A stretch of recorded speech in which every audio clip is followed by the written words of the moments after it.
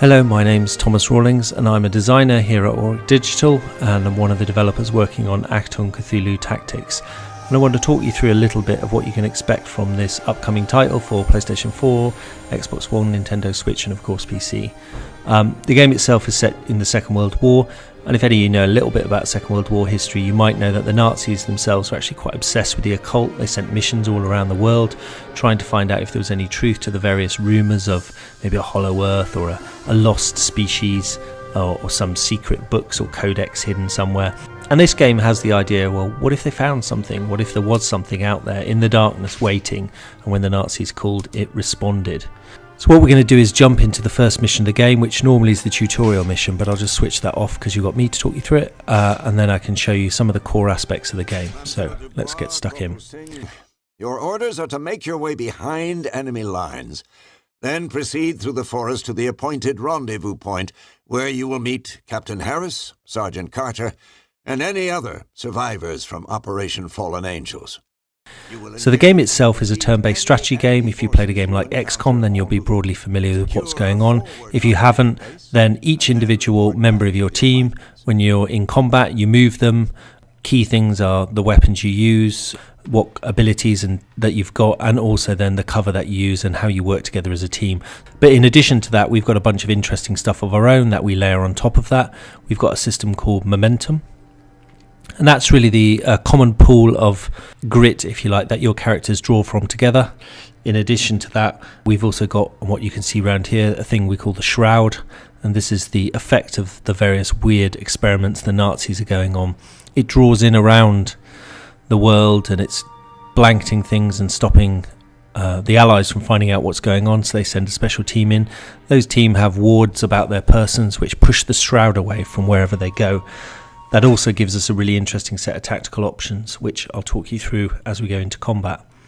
So initially you can see I'm moving my two units together. That's a mode we call Explore mode. Makes it easy to get around and find out what's going on. But the minute you hit the enemy, we move into combat mode. So you see here the enemy we've encountered and they move up.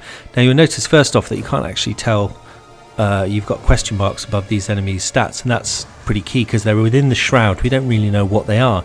You know there's something there, but you don't know their strength until really you can get in close and find out what's going on. So first off, I'm going to select Ariane. I'm going to move her up. You see the shield icons there indicate where there's cover, so I really don't want to leave her exposed without cover. That's quite a crucial part of the game. The other thing is, when you move your characters in our game, you select their facing, as you can see here. And that's really important because where they're facing that removes the Shroud and makes those enemy units within that cone of awareness, that makes them much more vulnerable. So as you can see, I moved her up, I've highlighted that unit there, and now I'm going to use my Luger, and you can see that I've got a much higher hit rate against that closer unit to me, in part because it's closer, but in part because it's no longer within the Shroud. So I fire off a couple of shots and miss, unfortunately. But that's not the only thing I've got. I can bring up the ever reliable Corporal Singh. He's carrying a shotgun, so he's bringing a bit more firepower to the party. What I'm actually going to do is bring him up first, and you can see I've highlighted those other units. Once they're outside the Shroud, suddenly I can see how much health they've got. I can see a few more things about them, and that's really important for me to decide what tactics to use against them. So what I'm actually going to try doing here is I'm going to show you Overwatch. So you'll notice the Overwatch, that's costing me 2 of my momentum points flashing in the top left of the screen there. And again, when I go into Overwatch, I select an angle that I want to work from there. So let's keep a close eye on those units there. I've got a couple of action points left with Ariane, but there's not really much I can do. So, and once I go into Overwatch, that character's taken care of. So the turn passes to the enemy. The enemy generally doesn't like coming out of the Shroud. They realise they've got advantages within there, so they like to shoot me from within the Shroud itself, and that leaves me vulnerable. So you can see the enemy there pulling back to take best advantage of where they can attack from. I don't want that. I want to expose them and I want to destroy them. So in my turn, I'm going to need to counter that. Now that Nazi unit there made a run for it. He went straight into the Overwatch that I'd set on Corporal Singh. Singh opens fire. You can see that lovely slow-mo shot, and that's one Nazi down. Right, so what I'm going to do now is move Ariane up. See where's a good place to put her. So again, by highlighting that unit there, I bring it back out the shroud. But they've put some Overwatch in, so as she makes a run for cover, unfortunately the Nazis are taking shots as well. And because they're in the shroud, I don't know that they've done that. So I'm kind of going slightly blind there, which is why one of the big advantages to use the wards within your characters to remove the shroud as far as possible. So take a couple of shots there.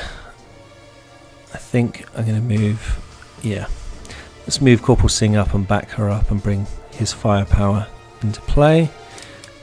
You notice there I've got a pretty good chance of, yeah, and there we go. So 2 Nazis down, 2-0. Okay, so what I want to do here is again continue to move forward, but I've run out of action points, so we move to the enemy turn. Their units again, they're pulling back and shooting at me from the shroud, taking advantage of their own best position to be fighting from. But fortunately I'm in cover, and none of them really get anywhere near doing anything to me. So comes back to my turn now. You notice the momentum comes back. The momentum you get is from the highest leadership of the squad you've got there, and then as you inflict more damage throughout a turn, you get momentum awarded to you. So it's actually a great feed forward loop, so the better you're doing, the better you can do. So Ariane makes a run for it up to the front, although unfortunately they take shots at her, but fortunately they're not very good either. So you see there I've got an 80% chance of hitting now because I've moved them out of the shroud, and I take full advantage of that higher attack percentage.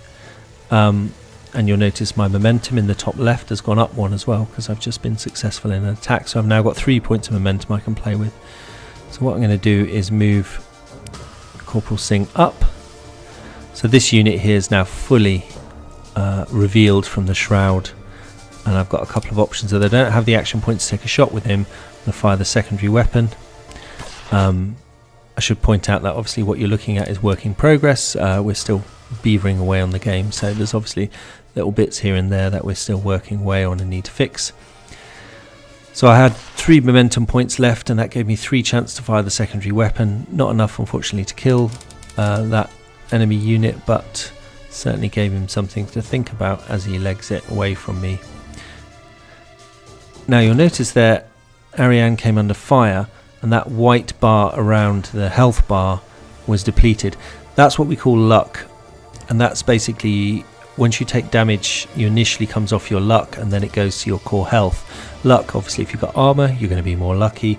If you've got other kind of maybe supernatural protections, that's going to make you lucky.